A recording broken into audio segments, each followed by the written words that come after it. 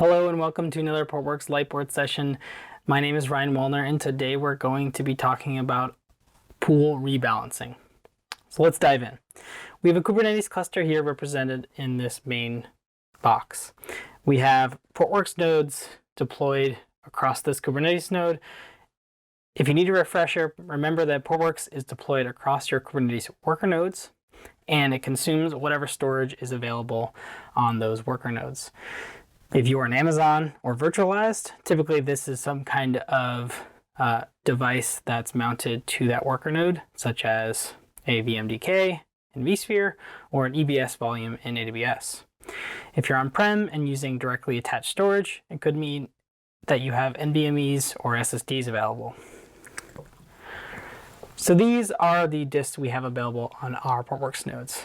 Let's assume that they're SSDs, and that is common across our entire Portworx cluster. Now remember that Portworx creates pools out of like storage media on each node. And this is usually done by type and performance, either by IO or latency. SSDs are usually pretty fast, so it might classify this pool as a high pool. And each node will likely classify the same if using a very similar configuration at the hardware level.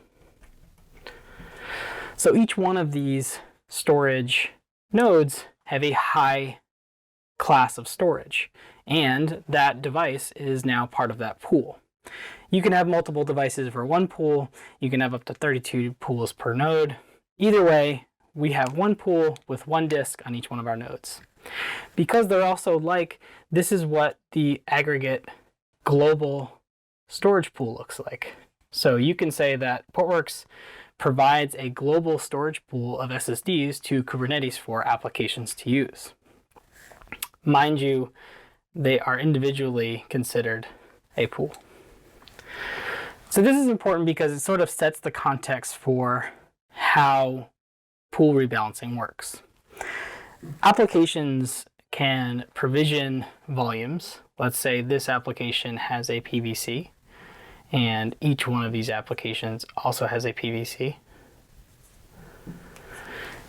And we're going to represent this volume in blue. This one is this color here, and we have orange for the last one. So each one of these volumes also has a REPL value of 2, meaning that there's 2 replicas of the volume across the storage cluster, such that we can lose an entire node in our Kubernetes cluster and remain highly available. So let's say that the first application is running and the replicas exist on node 1 and 2. And the second one also exists, and the replicas for that storage also exist on 1 and 2. And same goes for a third. We would consider this storage pool of the high kind of performance class to be unbalanced. And it's sort of obvious why, because all the replicas of our data exist on these 2 nodes, and yet there's no capacity being used over here. So we would consider these Portworx storage nodes to be sort of in a negative percentage for capacity, and these to be sort of in a very high range capacity. And so this is sort of what Portworx looks at for the balanced versus unbalanced metric. So let's consider we have a balanced line. We'll call it B. And our balanced metric really considers a positive rate of 20% versus a negative rate of 20%.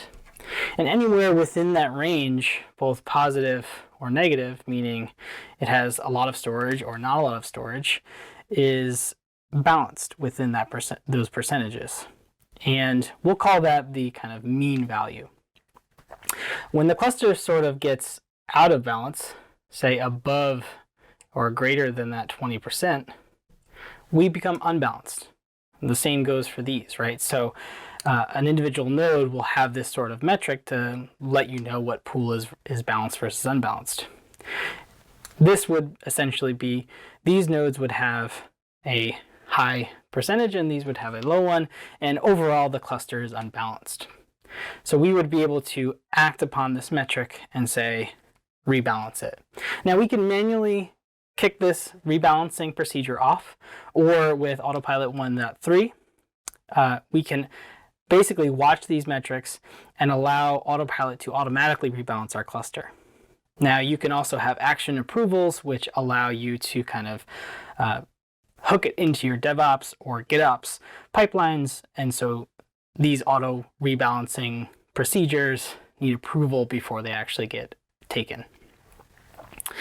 In either case, the rebalancing will effectively move the replicas of volumes from one node to the other. So let's say these volumes here get moved. I'm going to try to erase these in a way that doesn't mess everything up. And take this one and this one. Okay, so now let's say we'll put these replicas over here and pick any one of these like this. So a rebalance procedure would effectively place the replicas across the cluster in a balanced manner, basically bringing this percentage back down closer to normal. And so this is what the kind of pool rebalancing feature really allows you to do. And so you can manually kick this off, like I mentioned. Often, if you're adding Portworx nodes, scaling out your cluster, those new nodes would need to be kind of rebalanced so that all the replicas can take advantage of that new storage space. Also, over time, through a lot of deprovisioning or provisioning, and different affinity rules or node pinning, there's various mechanisms, your pool can be sort of out of balance. And Portworx keeps track of this. In either case, we can automatically take action on this or allow administrators to rebalance the pool when needed. I hope this has been useful, and this is pool rebalancing. Remember, this is Portworx 2.6, and until next time, take care.